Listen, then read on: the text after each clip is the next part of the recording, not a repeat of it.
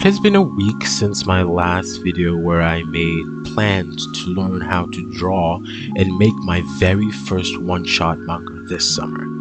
And in that week, I have learned a lot than I expected. So, without wasting much time, let me show you what I learned after a full week of learning how to draw again. Now before I got started, I pulled up my game plan and decided to get some references showing what I wanted to do with each section as I went through. This wasn't necessary, but it helped give me a visual representation of what I wanted to achieve by the end of each session, as well as a little bit of motivation. After which, I gathered up a few references and images that I was going to use for practice.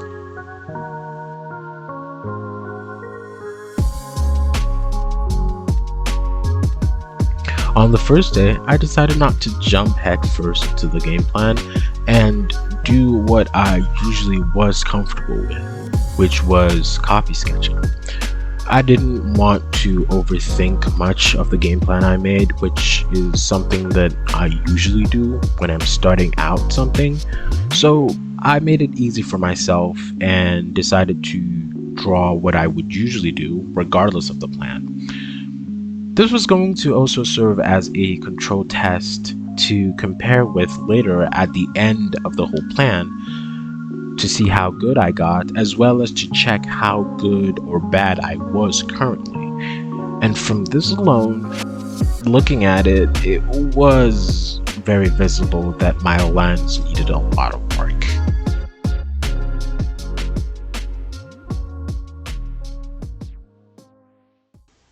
After getting that out of my system, the next day I decided to pull out my old sketchbook, and since it had been a while since I did traditional, I decided to start off with it and start at the very top of my list with the very basics, lines. Using the references I gathered, I just began to copy any exercise I had my hands on, remembering to draw from my shoulders instead of my wrist.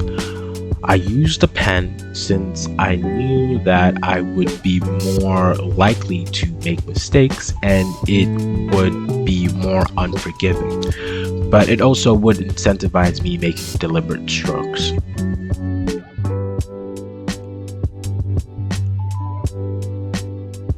It was not easy at all.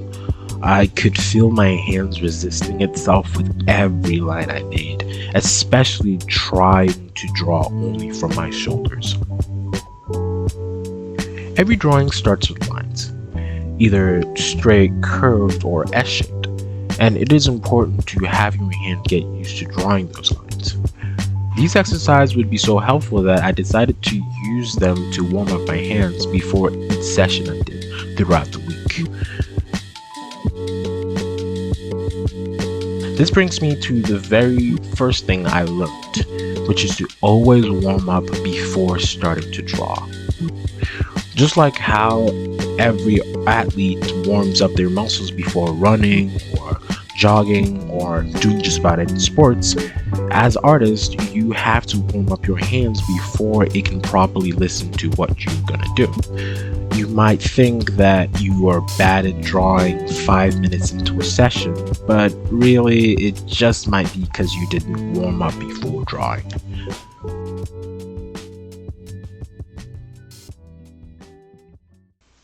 Moving on to the next day, the next section of my plan was 3D shapes. I decided to follow Mark Brunet's 30-day drawing challenge. Doing the first half traditionally, I moved to digital.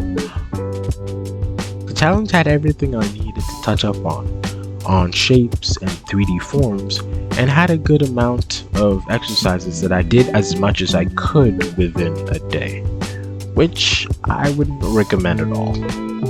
And that is the next thing I learned, which is to take breaks when your hands feel tired or when you aren't getting anything right. Short breaks are important and allows your brain to reset, properly grasping what you were trying to teach yourself. So never rush and take breaks during your long sessions or when your drawing isn't going too well.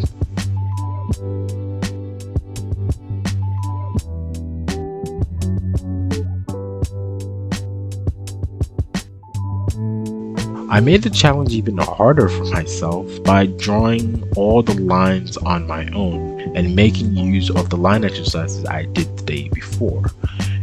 It did give me more practice with lines, but it still didn't make it easier, especially being so close to the straight edge tool digitally.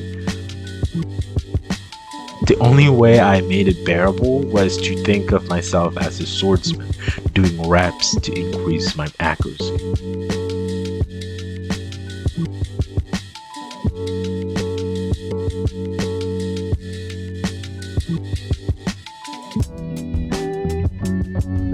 Moving towards the next day, I noticed that the next few challenge exercises were more perspective heavy.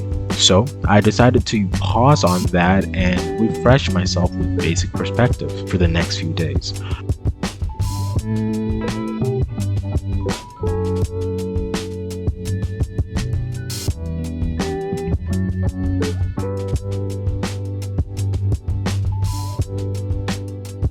Now, if anybody would want me to do a more in-depth video on perspective and 3D drawing, I would be happy to. But generally, it is important to learn perspective since it allows you to turn lines and basic shapes that you draw into 3D objects. It might not seem important, but when you draw a scene in a manga or a person, it is important to know how perspective applies to them to draw them correctly.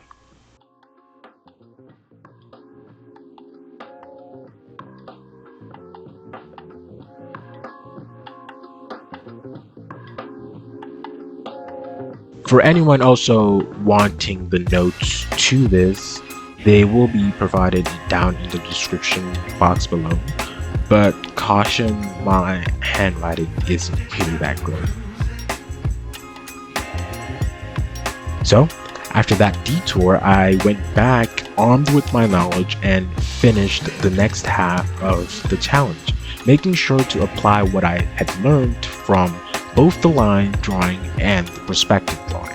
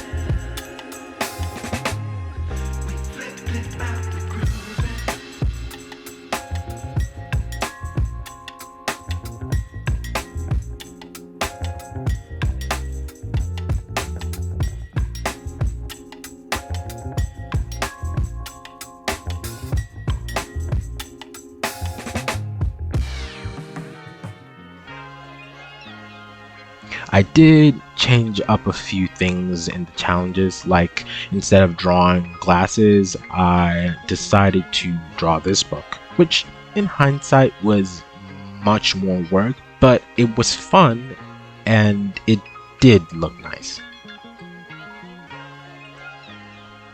I did also draw the toilet.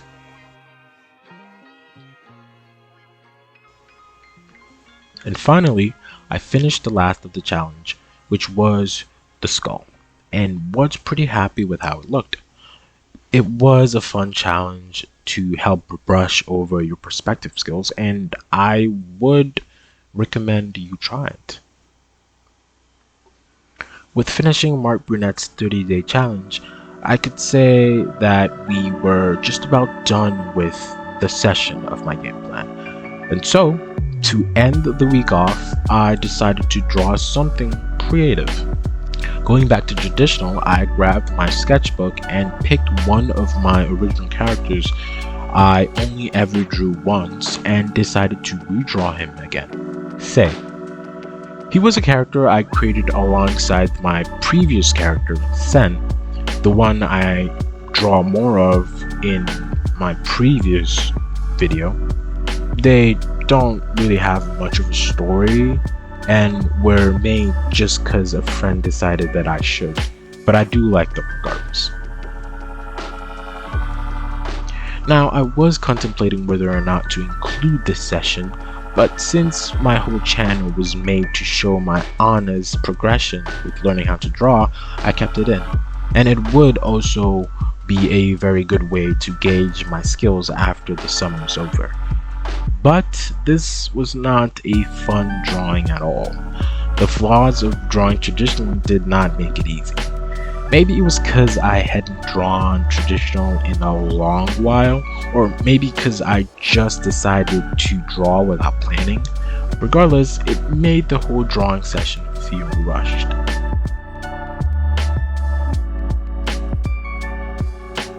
And that would be the next thing I learned. Always plan out your drawings and do not rush them. Even if it's a sketch, it wouldn't hurt to decide how the drawing would look. But for this drawing session of mine, after getting a simple pose reference, I didn't plan out anything else.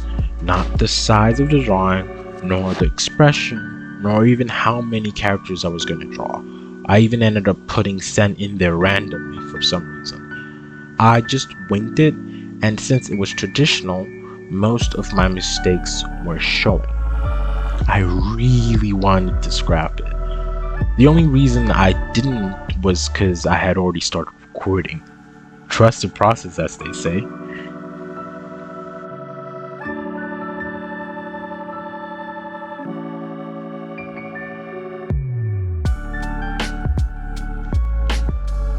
I made a lot of mistakes drawing this. Once again, I was reminded that my lineup was horrible, and it didn't help that I was making marks everywhere. My hand drawing was just as bad. It made me so frustrated to look at. It also didn't help that I tried to do all of this in one sitting, because when it came time to inking, it also was all over the place. I was making marks everywhere and could not erase them or get rid of them. I just wanted to be done with this. Regardless of me rushing it, it made me realize that I also needed to practice inking as well. At this point, let me just put up everything I need to improve on.